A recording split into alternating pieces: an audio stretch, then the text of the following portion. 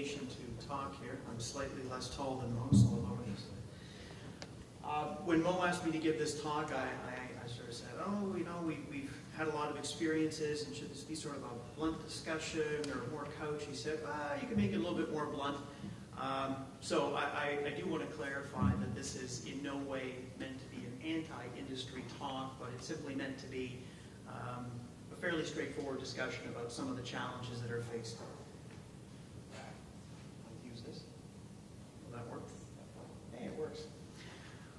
Okay, so the real challenge is, as Mo indicated, it is now, I think, clearly recognized that industry has a critical role in both the delivery of optimal healthcare and in funding important research. In fact, much research that you see that's been published could not have been accomplished without industry funding. So it is critical, but at the core, there's the potential for competing interests here. Industry, of course, has a responsibility to shareholders. They have a responsibility to the investors to maximize profits. They're in almost all cases for-profit enterprises. Research, on the other hand, is often has the priority to try to advance evidence. Obviously, if you come up with a study where the product or the intervention under study is effective and it works, that's going to meet both interests, and it is going to be a very easygoing relationship, and both parties are going to be extremely satisfied with the outcome. But there is a potential for those interests to be competing. What happens if a study is going along that perhaps suggests the intervention is not as effective as is hoped, or is in some cases ineffective? You heard some good examples from P.J. Devereaux this morning about interventions that were thought to be very effective and got into practice for many years, and it wasn't until later that there was a discovery that there was unintended consequences. So this is a bit of a discussion about that latter situation. This is a study that Mo led that I was a part of with other people here at McMaster, where we looked at a consecutive sample of studies, both reporting on pharmacologic therapies, surgical therapies, as well as sort of non-medical therapies. And when we looked at the studies that were industry funded and also the results of those studies, whether or not the study favored the product under investigation, we found that there was a very high correlation between industry funded studies that were significant, that demonstrated favor of the intervention, and subsequent publication. And we found this even after we adjusted for study quality and study size. So as PJ mentioned, large trials are going to give you more definitive answers. You might expect that large trials are more likely to be published, higher quality studies. Even after we accounted for these things, industry-funded trials that had better results, more favorable results, were much more likely to be published. And if memory serves me correctly, the effect was substantial for pharmaceutical studies, and when it got into surgical studies, the effect was actually even larger. So we put this out in CMAG a few years ago, and we said, all right, well, if it's not quality or size, what are some of the things that might be driving this? And something that's been coming up increasingly has been this issue about selective publication. And it's come up with a number of areas, but one that came up more recently was published in the New England Journal, and this was looking at selective publication of randomized controlled trials that tested antidepressants. And there was a psychiatrist in the States that also was a consultant to the FDA, and he noticed there was a number of studies that he was aware of that did not appear to have made it into publication. And by using the Freedom of Information Act, he compelled the release of all this information. And he looked, he said, well, what gets published and what doesn't? And what he found was 74 FDA-registered trials, there was about a third that had never been published. So 1 in 3 trials that had been completed were never published in the literature. So clinicians and other stakeholders looking to acquire this evidence would never see this, really. And when he looked at the results of the published versus the unpublished, he found that 94% of the published trials were positive, 96% of the unpublished trials were negative. So fairly compelling. And there wasn't a lot of pushback from this study in terms of justification. And again, from a industry perspective, this would make sense. If you're trying to market a product, why would you want to put out negative or harmful information? It wouldn't make sense.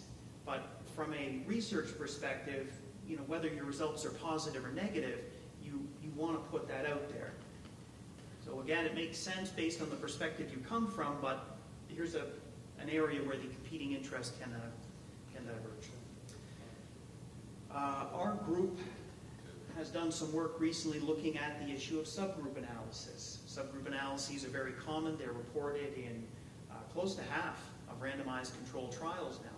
And we were curious about the factors that affected the decision to report a subgroup analysis.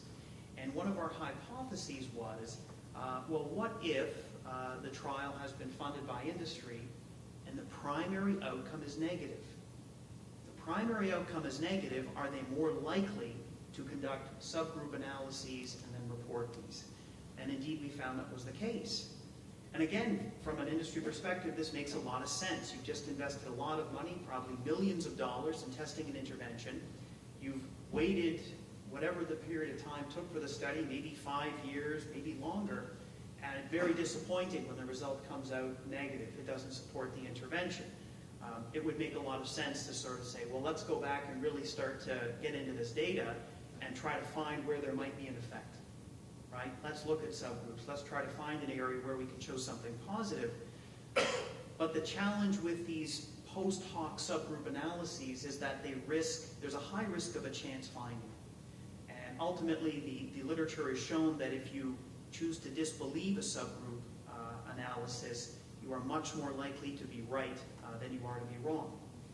And again, these were adjusted analysis for study quality, study size, a number of things that we thought might affect it otherwise. There's also the issue of, well, what happens after a study is published? Does it get attention? Does it not get attention? This is known as citations. Citations become very important because they determine the impact that a paper is likely to have in clinical practice. Journals live and die by their impact factor, right, which is the number of times that articles are in general cited within a publication. So the impact factor of a journal like the Journal of Joan and Point Surgery, American, I think is around 2.5. Mo, is that close?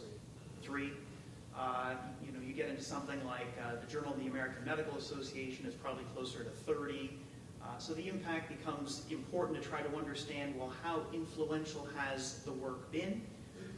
And what we did is we looked at a large cohort of studies in terms of the number of times that they were cited. And then we looked at factors associated with those citation rates.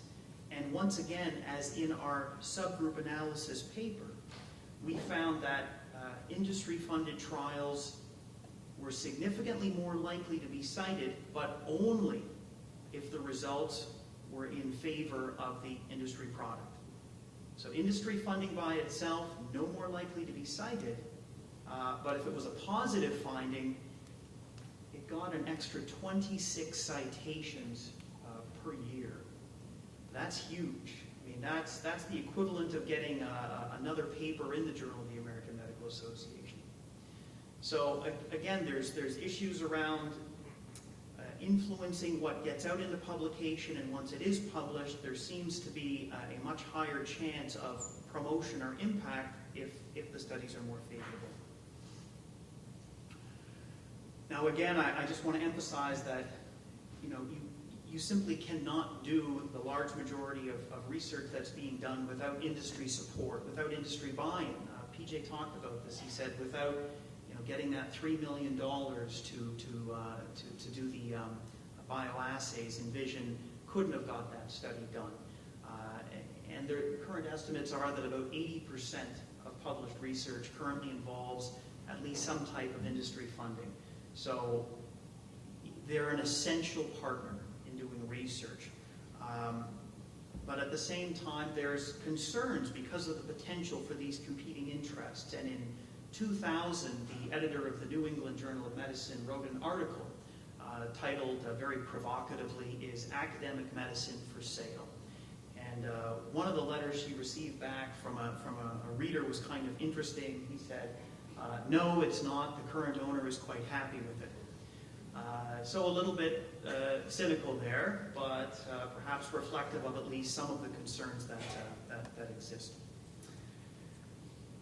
The editor at the time of the New England Journal, they've 10 years later, I think their sort of views on this topic have become even a little bit more pessimistic.